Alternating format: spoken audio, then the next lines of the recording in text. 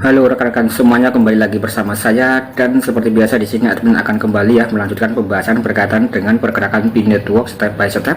Beberapa waktu yang lalu admin sudah membahas tentang roadmap Pi Network versi yang pertama tentang pencapaiannya.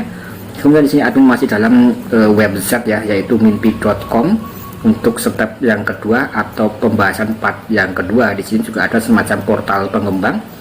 Di sini adalah platform manajemen aplikasi terpadu untuk mengembangkan aplikasi Pi Network atau aplikasi Pi, dan juga memungkinkan akses ke alat dan sumber daya platform pengembang Pi . Nah, di sini juga ada semacam portal pengembangan.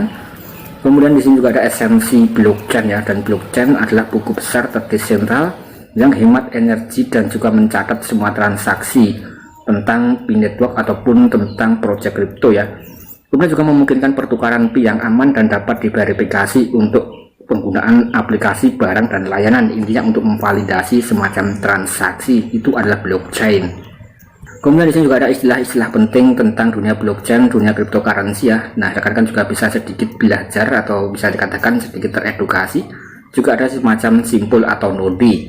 Nah, di sini Pinode juga memungkinkan pionir untuk menjalankan blockchain dengan cara yang mudah digunakan di dalam komputer atau PC untuk bisa berkontribusi terhadap keamanan jaringan dan juga mengakses sebagian besar fungsi aplikasi di dalam aplikasi desktop atau bisa dikatakan memvalidasi transaksi.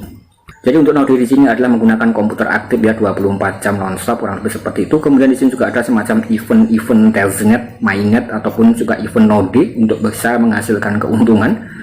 Di antaranya yang paling viral beberapa hari ini adalah tentang garapan Celestia, dan itu bagi rekan-rekan yang menggarap kemudian yang menjalankan node-nya itu mendapatkan reward 10.000 token TIA, dan estimasinya itu adalah kurang lebih listing di harga $9,5 sampai $10, dan rekan-rekan pasti dipastikan JP 1,5 miliar bagi yang mengerjakan airdrop tersebut, dan itu airdrop berupa node. Nah, itu adalah semacam gambaran singkat bahwa kita juga bisa mendapatkan keuntungan, mendapatkan cuan dari dunia internet, dari dunia kripto blockchain, kurang lebih seperti itu melalui event-event yang diadakan oleh para pengembang, para developer, ataupun para pembuat project blockchain, project kripto. Kemudian di sini untuk Pi Network sendiri cukup mudah sekali kita hanya perlu melakukan klik petir dan juga bisa menambah wawasan kita melalui daripada saluran-saluran yang ada. Terutama di sini admin juga mencoba untuk menjelaskan step by step mengenai perkembangan yang ada. Nah, kemudian di sini nanti admin juga akan menunjukkan kepada rekan-rekan sebagai contoh untuk menggarap event airdrop itu juga bisa mendapatkan keuntungan. Salah satunya juga ada melalui event testnet, mainnet, dan lain sebagainya. Nah, kita tinggal lanjutkan saja untuk pembahasan tentang Pi Network. Nah, di sini juga ada semacam KYC atau Know Your Customer. Artinya di sini adalah semacam identitas kita mengidentifikasi diri kita masing-masing agar pelanggan itu percaya kepada kita bahwa kita itu manusia. Kemudian di sini kita juga harus menggunakan semacam data yang lengkap untuk melakukan KYC, dan bagi yang belum KYC langsung saja dicek di dalam aplikasi Pi Browser. Kemudian tinggal dipilih bagian KYC ketika sudah ada slot kosong, rekan-rekan tinggal lakukan KYC saja. Kemudian kita tinggal melanjutkan kembali Di sini juga ada model token dan mekanisme penambangan, atau istilahnya itu tokenomic atau token ekonomi. Nah, di sini juga ada tokenomic Pi Network dan mekanisme penambangan adalah kerangka kerja utama mengidentifikasi dan menghargai kontribusi terhadap kebutuhan jaringan yang terus berkembang seperti keamanan, pertumbuhan, inklusi, penciptaan utility, scalability, dan juga untuk jangka yang lama. Kemudian di sini untuk cryptocurrency itu memang ada semacam supply total supply berapa jumlah koin yang beredar. Nah, itu bisa dikatakan adalah total supply, dan perbedaan dengan mata uang fiat yang dikeluarkan oleh bank-bank sentral untuk supply itu tidak terbatas. Misal di sini uang rupiah pemerintah Indonesia misalnya itu bisa mengeluarkan uang melalui Bank Indonesia dan jumlahnya itu sesuai dengan regulasi aturan negara Indonesia, yang pasti tidak ada semacam supply yang terbatas jadi ketika pemerintah ingin mencetak uang uang tersebut akan terus di printing atau dicetak, dan nama istilahnya itu adalah semacam printing money tentu saja ada semacam aturan dan regulasi dari setiap negara atau otoritas. Kemudian untuk guna blockchain cryptocurrency untuk total supply-nya sudah ditentukan di awal.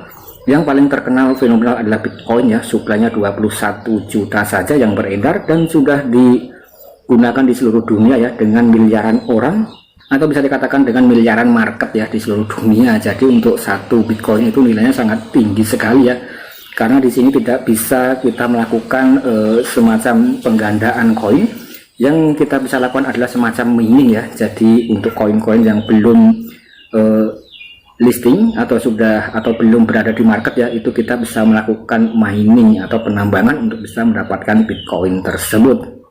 Nah, kemudian di sini dengan Bitcoin ya, untuk saat ini kita juga bisa melihat harganya kurang lebih ya 30.000 US dollar ya, kurang lebih 400-500 juta rupiah untuk satu koinnya. Karena memang konsep daripada cryptocurrency yang unik ya, jadi ada semacam total supply yang tidak bisa bertambah, malah bisa di burn atau dibakar. Jadi untuk harganya itu tergantung daripada selera pasar, supply and demand, dan ketika banyak yang menggunakan harganya akan sangat tinggi sekali. Dan rekan-rekan juga bisa membayangkan ya, ketika emas di sini itu jumlahnya semakin sedikit, kemudian yang berminat tentang emas ya, yang ingin membeli semakin banyak, tentu harganya akan naik. Dan juga kita bisa mengambil contoh seperti beras pada akhir-akhir ini. Beras saat ini sedang mahal karena memang stoknya itu tidak ada, kayak karena tidak panen ya, kurang lebih ya seperti itu. Jadi supply and demand itu memang bisa mempengaruhi harga. Kemudian di sini kita melanjutkan tentang Pi Network lagi ya. Di sini juga ada semacam wallet Pi atau dompet Pi. Adalah dompet mata uang kripto tanpa hak asuh untuk menyimpan dan mentransfer mata uang cryptocurrency.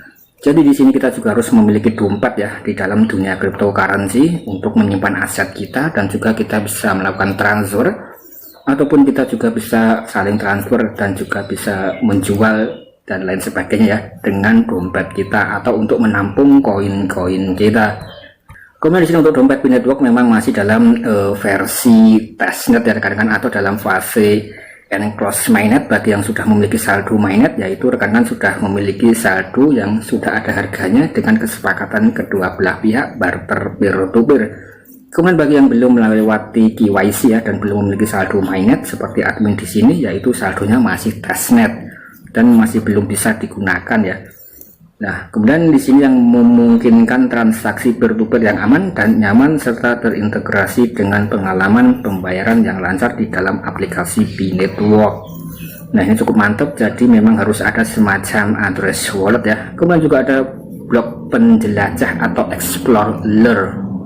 Kemudian di sini untuk explorer sendiri adalah kita juga bisa menjelajahi berbagai macam transaksi yang ada ya melalui blok explorer. Dan ini contoh kerennya itu seperti BSC Scan, Polygon Scan, Ether Scan ya, itu memiliki scan tersendiri untuk mendeteksi atau melakukan blok explorer ya terhadap transaksi address wallet mana saja yang menggunakan blockchain tersebut. Mungkin kurang lebih seperti itu, jadi bisa terlacak. Nah, kemudian di sini juga ada Pioneer.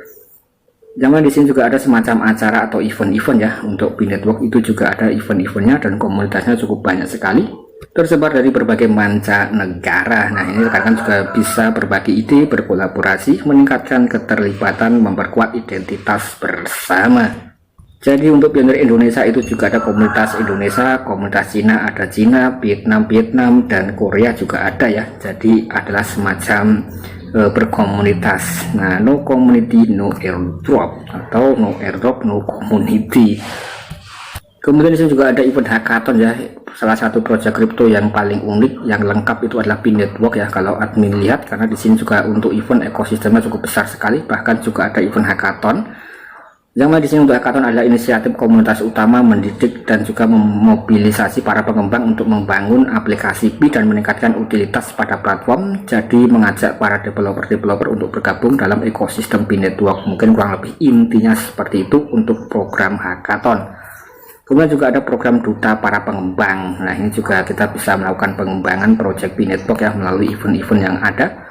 Dan juga ada inkubator aplikasi Pi. Untuk inkubator di sini juga bisa dikatakan membimbing dan mendukung tim aplikasi Pi komunitas dalam meningkatkan aplikasi Pi mereka. Dengan demikian penciptaan utilitas dalam jaringan. Dan untuk inkubator di sini memang bisa dikatakan dikhususkan untuk para developer ya, dan dibimbing langsung oleh pihak core team.